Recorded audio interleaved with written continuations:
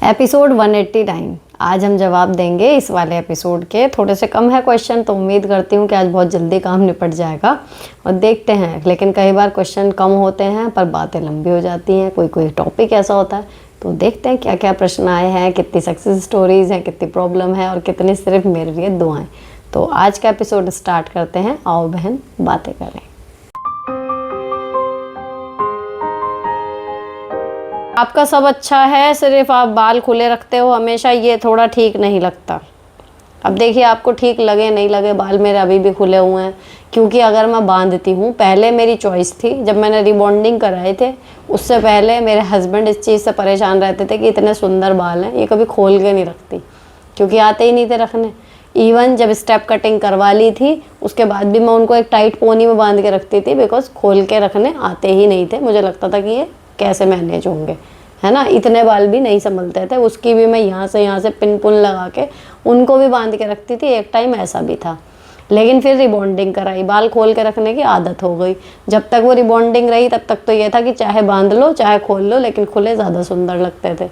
अभी स्थिति ये है कि अगर मैं चाहूँ कि मैं टाइट बांध लूँ तो भी मैं नहीं बांध सकती, मुझे सिर में दर्द हो जाता है तुरंत। गूंथ के बांधूँ चोटी, पोनी बांधूँ, जूड़ा कस के बांध लूँ, किसी भी तरीके से पिन वगैरह लगा लूँ, तो जितना भी आप मुझे देखते हो हेयर स्टाइल कभी कभी मैं बना लेती हूँ ना, वो उतनी ही देर के लिए रहते हैं ओकेजनली, जितनी देर के लिए मुझे तैयार होना है, जहाँ के लिए वो बनाए हैं। आते ही सबसे पहले बाल खुलेंगे और फिर भी कई बार मेरे सिर में दर्द हो जाता है।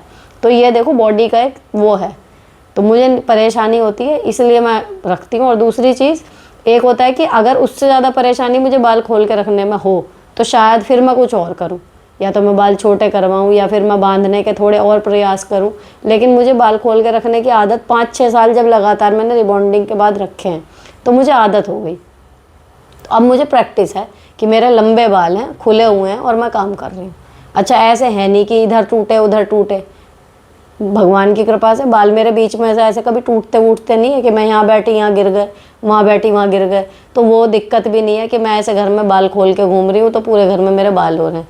कभी बनाए, अब मेरी बेटियों के बड़े हो गए हैं, उनके साथ हो रही है ये प्रॉब्लम कि सुलझाए बाल गिर गए तो मुझे झाड़ू में मिल रहा है, बहुत ज़्यादा परेशानी हो रही है। धीरे धीरे वो भी सीखेंगी, लेकिन एक वो भी है, रीज़न है, मतलब मेरे सिर में दर्द हो जाता है और दूसरे मुझे आदत हो गई है इसलिए। बाकी आपको थोड़ा ठीक नहीं लगा, उसके लिए मैं कुछ कर नहीं पाऊँगी, ठीक है। नेक्स्ट, एक दिन भी वीडियो नहीं आता तो अच्छा नहीं लगता, फिर अपने आप को समझाता हूँ कि दीदी के भी तो कुछ काम होगा तभी वीडियो नहीं आती। Thanks for understanding. ऐसे ही इसे ही कहते हैं सही रिलेशन, जो अगर आप हैं तो ठीक, नहीं भी हैं तो भी वो आपका साथ नहीं छोड़ते, यही होते हैं अच्छे दोस्त। तो thanks for being there. Next, ma'am मेरी बेटी टीनेज में है, क्लास 7th में। अब आप बताएं कि किसी भी बात पर उसकी पिटाई करनी चाहिए क्या? आप कभी भी अपनी बेटियों को मारती हैं? देखो, टीनेज थोड़ा लेट हो गया इस चीज़ के लिए, है ना, बड़े हो जाते हैं बच्चे, लेकिन छोटेपन में अगर माँ बाप ने एक आध स्लैप मार दिया, और बेटियां हैं तो बाप तो नहीं लेकिन माँ, थोड़ा डर एक आध का तो होना चाहिए। और ये नहीं कि आप मार रहे हो तो आप जुल्म कर रहे हो या कुछ और है। थोड़ी सी ना बच्चे की बर्दाश्त करने की क्षमता भी बढ़ती है, थोड़ा सा उसको लेना आता है चीज़ों को कि कई बार चीज़ें मेरे हिसाब से नहीं होएंगी और मैं रिएक्ट भी नहीं करूँगा, तो मेरे को कैसे डील करना है। तो आज की थ्योरी कुछ भी हो पेरेंटिंग की, मुझे लगता है जो पुराने माँ बाप जैसे हमारे माँ बाप ने हमें पाला कि भैया साल में या 2 साल में एक आध बार लग गया, एक आध चांटा 2 चांटे लग गए, वो ज़रूरी होता है, इतना तो चलता है, ठीक है ना। तो मेरे को तो लगता है ये सब कोई गलत चीज़ नहीं है। लेकिन आज के आप पेरेंट्स की और उनकी सुनोगे जो पेरेंटिंग सिखा रहे हैं, तो वो जी पता नहीं क्या क्या बताते हैं, बच्चा ट्रॉमा में चला जाता है, ये हो जाता है वो हो जाता है। देखो, जैसे पालोगे बच्चे वैसे बन जाएंगे। बड़े होने के बाद फिर वो अपनी राह पकड़ते हैं, दोस्तों का प्रभाव पड़ता है, फिर वो चेंज होते हैं, लेकिन एक एज तक बिल्कुल वही है कि बच्चों को आप जैसे रखोगे वो वैसे रह लेते हैं। तो अब वो एज मेरे बच्चों के निकल गई, लेकिन ऐसा नहीं है कि 12 साल तक हो गई मैंने कभी उन्हें हाथ ही नहीं लगाया। तो 1-2 बार हुआ कि हाँ, तो वो नॉर्मल है, लेकिन अब कोशिश करो कि हाथ ना लगाओ, क्योंकि अब टीन एज आ गई। जितना आप उसको कहना क्रश करोगे बच्चे को, वो उतना उबल के बाहर आने वाली, अब उसकी वो एज स्टार्ट हो जाएगी। तो अब आप कोशिश यही करो कि थोड़ा सा उसको बराबरी पे ला के बात करो, समझा के अपनी बात मनवाओ बजाय धमकाने के, तो वो ज़्यादा मेरे ख्याल से अब काम करेगा। ये उससे पहले की चीज़ होती है, लेकिन ऐसा भी नहीं है भैया आती करे तो टीन एज के बाद भी माँ बाप हो, सही राह पे लाना है तो कर भी सकते हो सकती। नेक्स्ट, मैम मैं क्या करूँ, मैंने कमेंट किया था मेरे पति बाहर गए हैं, आपको बताया था मेरी एक लड़के से बात हुई थी, उसी बात को लेकर मेंटली डिस्टर्ब करते हैं, फ़ोन भी रख लिया, कोई भी कमी नहीं कर रही हूँ, एक ही घर में ही अलग रहती हूँ, 3 बेबी गर्ल हैं। पहले एपिसोड में आपको कमेंट किया था, कॉल डिटेल्स निकालते हैं हर जगह, कैमरे हैं तो क्या करें, अपने आप को सही कैसे प्रूव करें। मैंने पहले गलती की थी, अब नहीं कर रही हूँ, मुझे दबाने की कोशिश कर रहे हैं। फ़ौरन गए हुए पति को गलत सलत बोलते हैं, कुछ भी अच्छा नहीं डालने देते, ना कहीं भी जाने नहीं देते। मीन्स कहीं भी 10 मिनट के लिए जाऊँ तो 1 घंटा बताती हैं। इवन कैमरे भी लगे हैं, फिर भी अपनी फैमिली की मानते हैं। 12 साल शादी को हो गए, शुरू से ऐसा ही कर रहे हैं। लड़के से बात हुई तब से ज़्यादा टॉर्चर कर रहे हैं। इससे पहले भी ऐसा ही करते थे, तोड़ फोड़ भी करते थे और गुस्सा इतना ज़्यादा, गाली गलौच भी करते हैं। लेकिन 12 साल से एक टीचर हैं, अब 4 महीने से फ़ौरन गए हैं। अब पहले से ज़्यादा बुरा हाल है, घर से बाहर नहीं जा सकती, फ़ोन छीन के रख लिया, क्या करूँ मैम। देखो अब आपसे जो वो गलती हुई है, मैंने पिछली बार भी कहा था कि थोड़ा सा बिगड़ गई है स्थिति, संभलने में टाइम लगेगा, लेकिन जब आप लंबे टाइम तक सही रहती रहोगी तो ये स्थिति बदल जाएगी। बट इस बार आपने कुछ और बातें खोली हैं कि वो उस लड़के से बात होने से पहले भी कुछ ज़्यादा अच्छे टर्म्स आपके साथ थे नहीं उनके, है ना। तो शायद यही रीज़न रहा होगा कि आप दूसरी तरफ अट्रैक्ट हो गई। अब अगर एक बार ध्यान से देखो कि भैया 3 बच्चे बता रही हो लड़कियाँ, है ना, तो ऐसे अगर इतने टॉक्सिक रिलेशनशिप में आपको रहना है, नहीं रहना है, अब आप इस तरीके से एक बार सोच लो। क्योंकि अगर आपको ऐसा दिख रहा है कि कहीं से भी चीज़ें सही होती हुई नज़र आ नहीं रही, तो इस तरीके की निगरानी, इस तरीके के बंधन में कैसे और कब तक रह पाओगी। कोई तो हल निकालना पड़ेगा ना। तो यही चीज़ आप उनको बोलो भी सकते हो कि देखो अब वो गलती हो गई, मैं पीछे जाके, टाइम मशीन तो है नहीं कोई कि मैं जाके पीछे उन चीज़ों को सही कर दूँ, वो मेरे हाथ में नहीं है। अभी मैं जैसे रह रही हूँ ये मेरे हाथ में है, तो मैं अपनी गारंटी खुद ले रही हूँ, आपको विश्वास दिला रही हूँ, या इतने टाइम से आप देख रहे हो कैमरे के बाद भी कि मैं ठीक रह रही हूँ। तो अभी नॉर्मल लाइफ जीने के लिए क्या करूँ कि आपको यकीन आ जाए कि अब सब कुछ सही है, क्योंकि इस तरीके से तो मैं नहीं जी सकती। दूसरी चीज़, आप वो पॉइंट भी रख सकते हो कि इसी तरीके का व्यवहार पहले भी था, इससे थोड़ा सा कम था। अगर सब कुछ यहाँ पर इतना अच्छा होता तो शायद मैं अट्रैक्ट ही ना होती कहीं और। थोड़ा बहुत अपने आप को जस्टिफाई कर सकते हो इस चीज़ को लेके, है ना। तो एक बार आप बैठ के अपने पति से ही इस तरीके से बात करो कि भाई करना क्या है। लेकिन अगर केवल ये कि जी वो एक गलती हो गई और आप उसको माफ़ नहीं कर पा रहे और अब आप मुझे टॉर्चर करे जा रहे हो, तो ऐसे टॉर्चर पूरी ज़िंदगी तो झेला जाएगा नहीं। तो इससे अच्छा है कि टॉर्चर करने की बजाय मुझे अलग करो, है ना।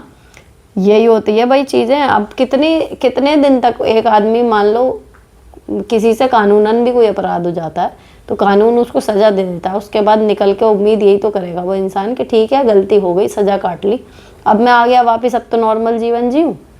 अब वो जो हो गया वो आप उसको बदल नहीं सकती। आगे आप सुधारने की कोशिश कर रही हो, सामने वाली पार्टी कुछ करने नहीं दे रही, इंटरेस्टेड ही नहीं है वो सुधारने में, तो क्या ज़िंदगी भर ये झेलना ही पड़ेगा। ये वाली चीज़ है, क्या करना है एक बार उनसे पूछो यही चीज़, और मन पक्का करके करो कि अगर ये ऐसा होता है कि हाँ यही चलेगा या कुछ है, तो फिर आप देखो कि या तो ऐसी ज़िंदगी आप जी लो पूरी ज़िंदगी, नहीं तो फिर इससे फिर ऐसे तो नहीं जी पाओगे। तो फिर ये है कि भैया निकलो फिर उस चीज़ से बाहर कि या तो मुझे माफ़ करो, विश्वास करो मुझ पे, नहीं तो ऐसे तो नहीं मैं जी पाऊँगी, ना मैं यहाँ रह पाऊँगी।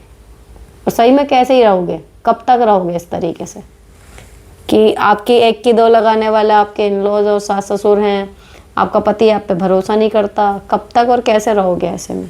अब अगर आपको ऐसा लग रहा है कि इस शादी से निकल के आपके बच्चियों का फ्यूचर क्या होगा एंड ऑल दैट, अगर उस पॉइंट ऑफ व्यू से सोच रहे हो, एक माँ का फ़र्ज़ निभाना है कि भैया मेरे बच्चों के साथ कुछ भी परेशानी नहीं होनी चाहिए, तो फिर जैसे चल रहा है वैसे ही चलते रहो। आपके हाथ में सिर्फ इतना है कि आप अपनी साइड से बिल्कुल सही रहो।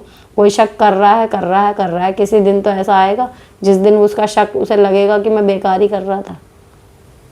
तो अब आप ये देखो कि आपको अपनी लाइफ खुल के जीनी, नॉर्मल तरीके से जीनी, वो आपकी प्रायोरिटी है, या इस शादी में बने रहना अपने बच्चों के बेटर फ्यूचर के लिए, वो आपकी प्रायोरिटी है। तो उन दोनों में से आपको जो रास्ता लगे कि हाँ ये मेरा है, यहाँ मैं सही रहूँगी, खुश रहूँगी, वो चुनो। नेक्स्ट, हेलो दीदी, मेरी एज 26 साल है और 2 छोटे बच्चे हैं, लड़की 3 साल और लड़का 7 मंथ का। ससुराल में ससुर रिटायर हो चुके हैं, सास ससुर ने टाइम पर उठते हैं, ना टाइम पर खाना खाते हैं, और खाना गर्म चाहिए। जब खाना चाहें तब अगर बच्चे रोते हैं तो लेट हो जाता है। नंदों को कॉल करके बोलते हैं कि खाना नहीं बना, हमारे तो हम वेट कर रहे हैं। और कभी बना के रख दो तो खाते नहीं, बोलते हैं ठंडी अच्छी नहीं लगती। अकेली बहू हूँ तो अलग भी नहीं हो सकती, और सब काम करने के बाद भी झूठ बोलते हैं कि कुछ नहीं करते। आप बताओ कैसे मैनेज करूँ। मैके में जाओ तो भाई पापा बिजी रहते हैं, मम्मी बीमार हैं, और भाभी या तो मैके चली जाती हैं और यहाँ रहती हैं तो मुँह फुला रहता है उनका। अब आप ही बताओ ये सब कैसे मैनेज करूँ और कैसे लाइफ ईजी होगी। हस्बैंड ठीक है, किसी को कुछ नहीं बोलते हैं। अगर हस्बैंड कुछ नहीं बोलते हैं तो एक पॉजिटिव चीज़ ये होती है कि जो करना है आपको करना है, ठीक है। अब आपको प्रेशर क्या है, आपको दिक्कत जो मुझे समझ में आई पढ़ के, ये नहीं है कि वो खाना अगर लेट हो गया या मुझे बार बार बनाना पड़ रहा है, कुछ है। लेकिन आपको यह है कि अगर बच्चे रो रहे हैं या कुछ है उसकी वजह से लेट हो गया तो वो नंदों को शिकायत कर रहे हैं, है ना। तो आप अपनी ननंद का इतना वो मत लो लोड। अगर तो आपकी ननंद सुन के कुछ कह नहीं रही या उनसे बुराइयां पीट भी रही है तो उस तरफ से बहरे बन जाओ। लेकिन जिस दिन आपसे कन्फ्रंटेशन हो कि भैया देखो तुमसे तो खाना भी नहीं बनता ये, और सीधे बोलो कि 1 महीना यहाँ रह के इनके साथ खिला के पिला के इन्हें देख लो। वहाँ बैठ के मुंह बजाना बहुत आसान है ना। बता दो आप भी कि एक टाइम हो फिक्स, तो मैं अपने बच्चों का भी रूटीन ऐसा करूं। अब जब चाहिए जैसे चाहिए वैसे ही बने। तो कभी बच्चे छोटे हैं बनता है, कभी देर भी हो जाती है। और जिसको प्रॉब्लम है वो 1-1.5 महीना यहाँ आके या इन्हें अपने घर ले जाके रख के देख लो कितना टाइम पे तुम लोग खाना खिला सकते हो। तो वहाँ बैठ के बातें बनाना अलग, प्रैक्टिकली जो कर रहा है उसके लिए अलग। और यही चीज़ इनसे भी कह सकते हो कि जिनसे शिकायत कर रहे हो उन्हें 1-1.5 महीना या रख के देख लो, देखो कौन टाइम पे मेरे से ज़्यादा खिला सकेगा। तो एक आध बार ना ये आप प्रेशर उनका मत लो कि जी उनसे कह रहे हैं तो क्या ही हो जाएगा। कितना ही कर लो, कितना ही कर लो, किससे भरे पड़े हैं ऐसे, मिलनी बुराई है। तो हम अगर किसी की सेवा कर रहे हैं तो सिर्फ ये सोच के करो कि नेकी कर दरिया में डाल, जो तुमसे बन पड़े कर दो। बदले में उनसे नेकी की या बड़ाई की उम्मीद तो करना मत, तो रहोगी खुश, है ना। तो यही फॉलो करो कि मैं कर रही हूँ सिर्फ इसलिए क्योंकि मुझे करना है। ये बुराई ही पीटेंगे चाहे मैं कुछ भी करके दे दूँ। आप अपना बच्चा रुला के भी टाइम पे बना के दे दोगी, आगे से कुछ और आ जाएगा, आदत होती है। तो लोड मत लो कुल मिला के उनकी बातों का। जस्ट ये करो कि जो आप बेस्ट कर सकती हो उतना कर दो, बाकी जिसको जो लग रहा है लगे। नेक्स्ट दी, मेरा बेटा 3 साल का है, वो खाना खाता है फिर क्यों ही छोड़ देता है। लास्ट में उसका बचा हुआ मुझे ना चाहते हुए खाना पड़ता है, जिसकी वजह से कई बार मन ना हो तब भी खाती हूँ। बचे हुए खाने को फेंकेलने हैं दिल नहीं करता, प्लीज़ सजेस्ट सम सोल्यूशन। देखो आपका पेट डस्टबिन थोड़ा ही है, ऐसे बहुत सारी महिलाओं को मैंने करते देखा है कि जी कैसे फेंके कैसे फेंके। अरे खाने का नुकसान चलो मान लिया बहुत बड़ा पाप है, लेकिन उस एक्स्ट्रा खाने को जो आपको नहीं चाहिए, आपकी बॉडी को भी नहीं चाहिए, आप खा रही हो, जो अपनी बॉडी का नुकसान कर लोगे, वो कम बड़ी चीज़ है। अगर अन्न प्रकृति की देन है, बड़ी मेहनत से उगाया जाता है, ये वो तो हमारा शरीर के हवा में से टपका है, वो भी भाई एक अनमोल चीज़ है, उसका भी नाश नहीं पीटना चाहिए। तो हमें करना ये है कि अपने बच्चे को ना फिर खाना जितना देती हो उससे थोड़ा कम देना शुरू करो। लेकिन ना तो खाने की बर्बादी सही और ना अपने शरीर की, कि इसका बच गया लाओ मैं खा लूँ, उसका बच गया लाओ मैं खा लूँ। नहीं तो उतना करके फ्रिज में रख दो, जब खाने का टाइम हो तब खाओ, चाहे इतनी सी सब्जी हो। मैं तो यही करती हूँ। अगर 1 चम्मच सब्जी भी है तो बजाय एक्स्ट्रा खाने के, ओवर ईटिंग करने या करवाने के, उतनी ही रख देते हैं। सुबह के 1 पराठे के साथ खा ली जाएगी और कुछ नहीं। तो मैं तो नहीं पक्ष में हूँ कि कुछ भी बच गया है किसी ने छोड़ दिया, अरे फेंका जाएगा लाओ मैं ही खा लेती हूँ। अरे भैया खाना अनमोल है तो शरीर भी तो अनमोल है, या बस अन्न की कीमत है, हमारे शरीर की कोई कीमत नहीं है। नेक्स्ट, हाय दी, सबके साकी हस्बैंड के बारे में सुनती हूँ, शक्की तो बहुत बुरा लगता है। मैं इन लॉस के कारण बहुत परेशान रहती हूँ, लेकिन भगवान ने हस्बैंड बहुत अच्छा दिया। मेरे पास्ट में एक्स है के साथ मेरा रिलेशनशिप था और मैंने अपने हस्बैंड को खुद बता दिया था। आज 5 साल हो गए, लेकिन कभी मुझे इस बारे में कुछ पूछते हैं ना कुछ बोलते हैं, और प्यार भी बहुत करते हैं। हाँ तो आप लकी हैं, लेकिन बहुत सारे लोगों के साथ ऐसे साइकोलॉजिकल डिस्टर्ब हस्बैंड जुड़े हुए हैं जिनके साथ मुझे लगता है, एक कहावत होती है ना, जो जैसा होता है दूसरों के बारे में वैसा ही सोचता है।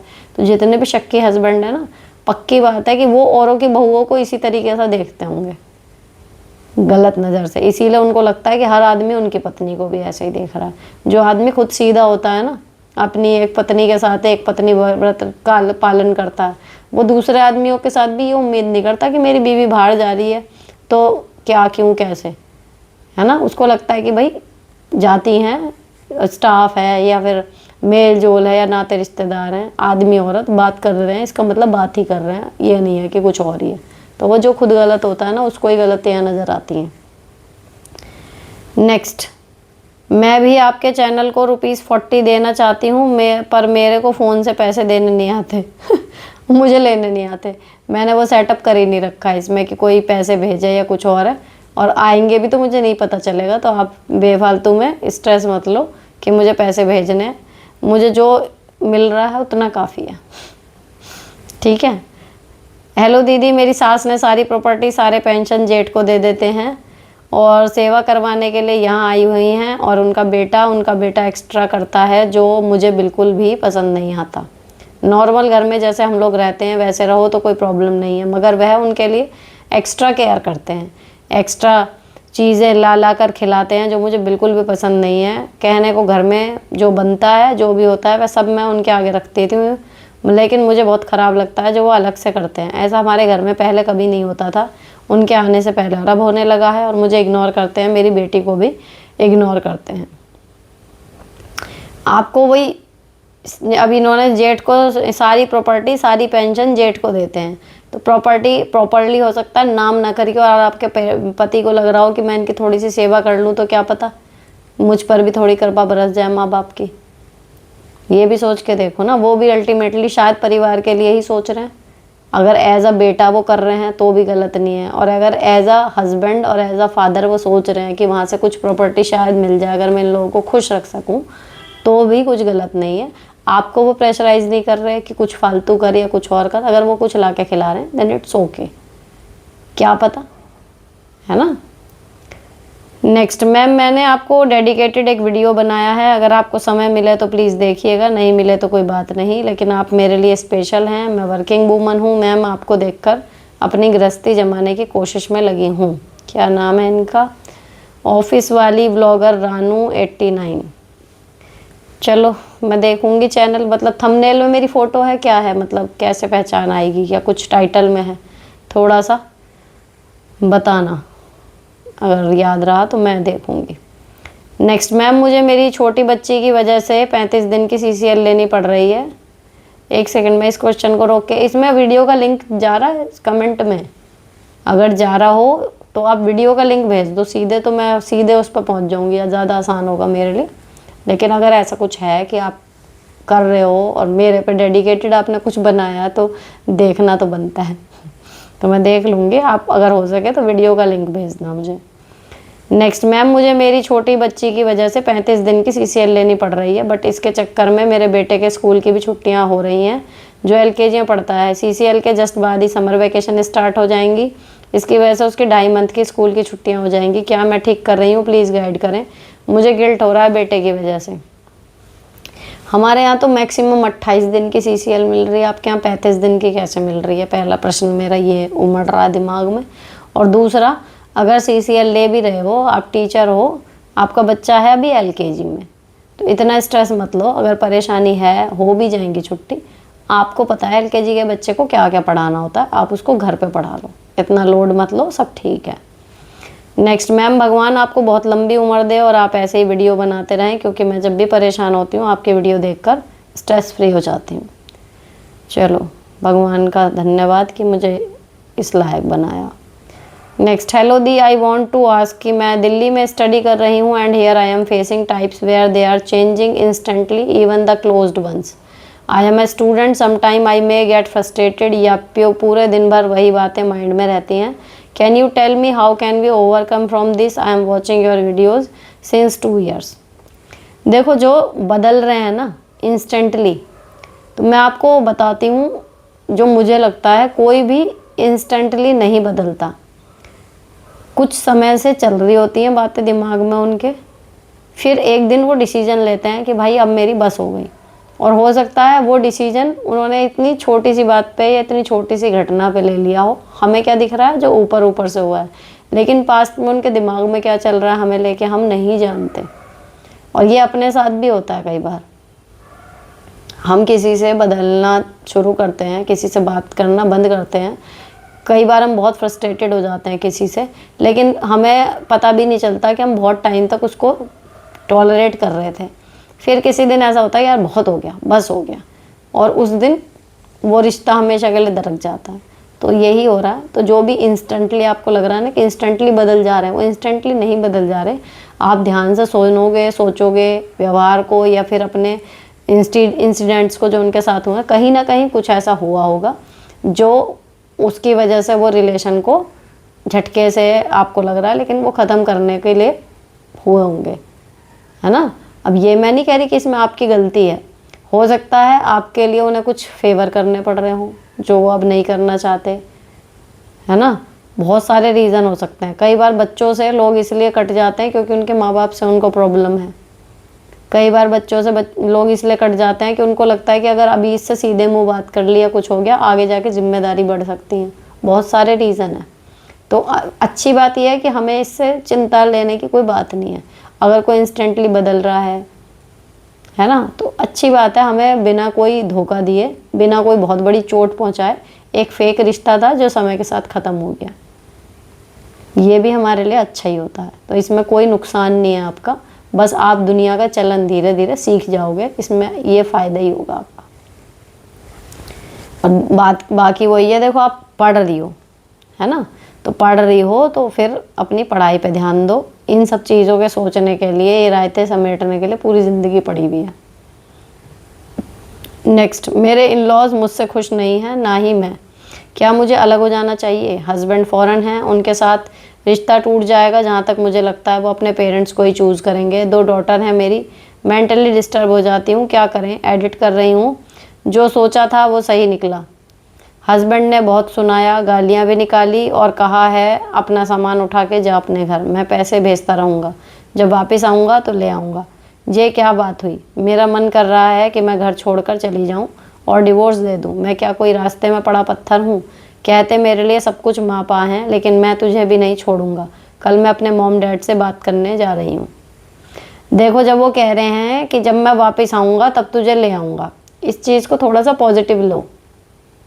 वो अपने पेरेंट्स को कुछ बुरा भला नहीं कहना चाह रहे, लेकिन वो कह रहे हैं कि तुझे भी नहीं छोड़ूंगा, है ना। तो वो जस्ट ये चाह रहे हैं कि बजाय आपस में साथ रह के लड़ने के, ये माँ बाप अलग रह लें, ये अलग रह लें। कहने का तरीका थोड़ा अलग हो गया।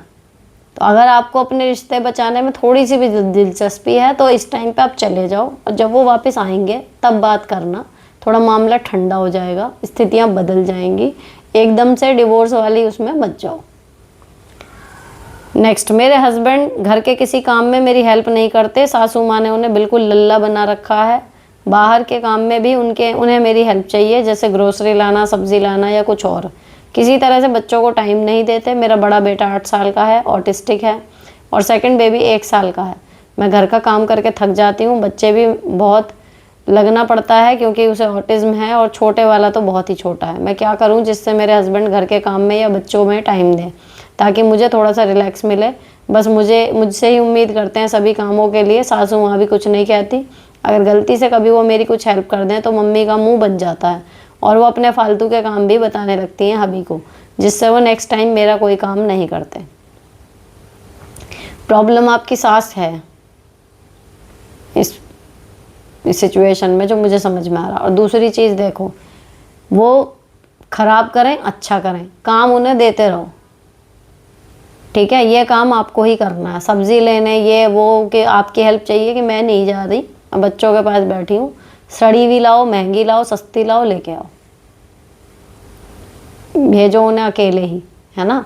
तो जब बाहर के काम वो करेंगे तो सास फालतू का काम क्या है, अपनी कुछ चीज़ बता देगी, लाएंगे, उसमें मत वो देखो कि फिर। लेकिन ये है ना कि हस्बैंड उनका नहीं कर रहे, तो उन्हें मोटिवेट करती रहो कि क्या हो गया, तो मम्मी ने भी एक काम बता दिया, कर लो, कोई बात नहीं, है ना। दूसरी चीज़, बच्चे प्रायोरिटी हैं, अभी छोटे हैं, उनके साथ जितना मैनेज हो सके उतना करो। घर को टॉप प्रायोरिटी पर रखने की बजाय बच्चों को अभी टॉप प्रायोरिटी पर रखो। उसके साथ जितना मैनेज हो गया ठीक है, जो छूट गया छोड़ना सीखो, तो वर्कलोड अपने आप कम हो जाएगा।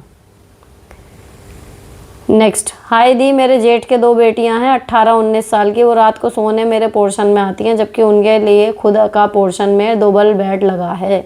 मेरे साथ ससुर जी रहते हैं, इसका पूरा फ़ायदा उठाती हैं। सफाई मैं करूं और उनको आराम मिले।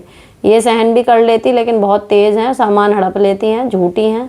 मुझे डर लगता है हमेशा की तरह ये नया षड्यंत्र तो नहीं है मेरी जेठ जेठानी का। मैम मैं क्या करूँ?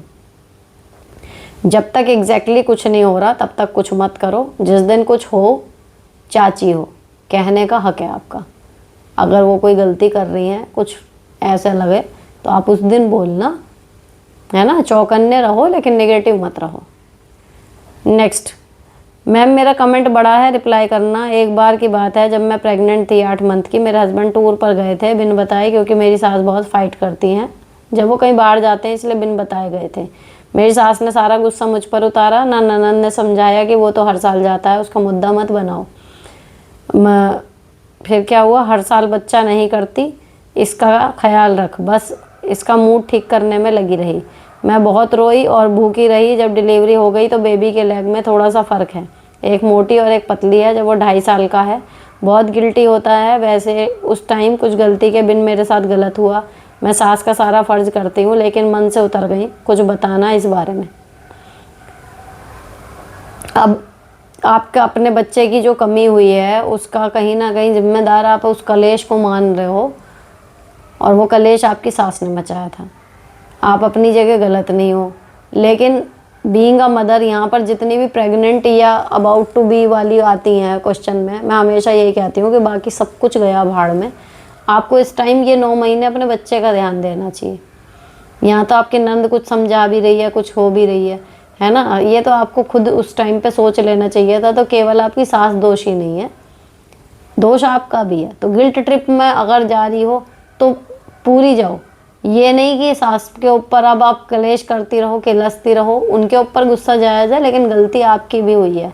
क्यों आपने उस टाइम सारी चीज़ों को किनारे रख के, कि आपको इतना अंदाज़ा नहीं था कि पेट में बच्चा है, कॉम्प्लिकेशंस हो सकती हैं बहुत सारी, है ना। और दूसरी चीज़, ये कहीं ना कहीं जो आपका बच्चा है उसका भी प्रारब्ध है, क्योंकि इससे भी ज़्यादा स्ट्रेस में भी गर्भवतियाँ कई बार रहती हैं और उनके बच्चों को कुछ नहीं होता। तो देखो, जिस बच्चे के साथ जो लिख दिया विधाता ने वो होना है। बहाने बन जाते हैं। तो मेरी सलाह तो ये है कि अब ना अपने ऊपर ना सास के ऊपर इस चीज़ का रोष निकालो। भगवान ने दुख दिया है, भगवान ही उसे काटेंगे। अपने बच्चे के लिए प्रार्थना करो, जल्दी से जल्दी वो नॉर्मल होए, ठीक है। बाकी इस चीज़ से सबक ये ले लो कि भाई कोई कलेश कर रहा है, कितना भी कर रहा है, उस पर रिएक्ट मैं करूँगी, कितना करूँगी वो डिसीजन मेरा होएगा। आगे और बहुत सिचुएशन आएंगी। अभी ये क्रूशल हो गया कि आपकी उस गलती का भरपाई आपके बच्चे को करनी पड़ेगी, पता नहीं कब तक, लेकिन आगे के लिए ज़िंदगी में ये एक सबक मिल गया। इस चीज़ में पॉजिटिव यही है कि भैया सिचुएशन जैसी भी हो उस पर रिएक्शन मैं कितना करूँगी ये मैं सोच समझ के खुद डिसाइड करूँगी, दूसरे के अकॉर्डिंग नहीं। दूसरे ने मुझे गुस्सा दिलाया, मैं प्रेग्नेंट हूँ और मैं भूखी पड़ी हूँ, मेरा बच्चा क्यों सजा भुगत रहा उस चीज़ की। मुझे नहीं खाना ठीक है, लेकिन मैं अपने बच्चे के लिए तो डालूंगी ना शरीर में अपने। तो रिएक्शन को दिल से नहीं दिमाग से देना सीखो, थोड़ा सा कंट्रोल करना सीखो अपनी इमोशंस को। इस चीज़ से ये सबक लो और भगवान से प्रार्थना करो कि जल्दी बच्चा सामान्य हो जाए। नेक्स्ट, हेलो दी, मेरे प्रॉब्लम है। मैं एक जॉइंट फैमिली में रहती हूँ गांव में, बट बहुत टेंशन है। वहाँ पे मेरी जेठानी ने तो अलग घर बना लिया, बट मेरे पास उतना बजट नहीं है और मेरे पास 2 बच्चे भी हैं। मुझे लगता है घर बनाने से ज़्यादा ज़रूरी है बच्चों को पढ़ाना। तो मुझे उसी घर में सर्वाइव करने का कोई अच्छा तरीका बताओ। तरीका बताने की क्या बात है, आप उस घर में ऑलरेडी रह रही हो, उसी को अच्छे से सजा लो, संवार लो। और पूरा घर बनाने का बजट नहीं भी है तो अगर ज़रूरत लगे तो उसी घर में थोड़ा सा मरम्मत या डेकोरेशन का काम करवा लो। नेक्स्ट, मैं तो घर में जैसे बस एक खाना बनाने वाली हूँ, बस खाना बनाती हूँ। देखो, ये कोई छोटा काम तो होता नहीं, लेकिन अगर हमारे उस काम की कोई वैल्यू नहीं कर रहा तब इरिटेशन होती है। तब आप ये कर सकते हो, जो खाना बना सकता है वो अच्छा भी बना सकता है, बुरा भी बना सकता है। पावर अभी भी आपके हाथ में ही है। Next, when my elder son was in school, I buy a new bag, bottle, pencils, box every year. He want and enjoy But now my younger son in school, he not want new thing every time. I feel guilt. I buy for elder son and why not younger? But my husband say no need if he don't want and old thing are in good condition. तो सही है, हम ये सब क्यों खर्च कर रहे थे? हमारे पैसे थोड़ी हमें चुभ रहे थे, हमारा बच्चा मांग रहा था और नहीं मिल रहा तो वो खुश नहीं रहेगा, मिलने पे वो खुश हो गया इसलिए खर्च कर रहे थे। छोटे बेटे को उसके बिना ही वो खुश है, तो क्या ज़रूरत है? उसके हिस्से के आप ये कर सकते हो, जितने का सामान दिलवाती थी उतने पैसे उसके नाम से जोड़ते रहो। कभी किसी दिन अगर वो किसी चीज़ की फरमाइश करेगा, दिलवा देना। नेक्स्ट, मैम मेरी बेटी के लिए कोई अच्छा सा चैनल बताइए, उसको 9th क्लास का मैथ और SST पढ़ना है, घर के पास कोई अच्छा ट्यूशन नहीं है, वो भी ऑनलाइन पढ़ना चाहती है, पढ़ाई में भी अच्छी है, कुछ सजेस्ट करिए ताकि उसको अच्छे समझ आए। देखो ऑनलाइन ट्यूशन 9th के लिए क्या मतलब, मुझे एग्जैक्टली ऐसे नाम नहीं याद क्योंकि मैं अभी इस फील्ड में कनेक्टेड नहीं हूँ। मेरी बेटियाँ तो अभी ऑफलाइन जा रही हैं, 7th में जा रही हैं। बीच में भांजू एक मैथ के लिए होता है लेकिन साइंस वगैरह के लिए उसमें नहीं है।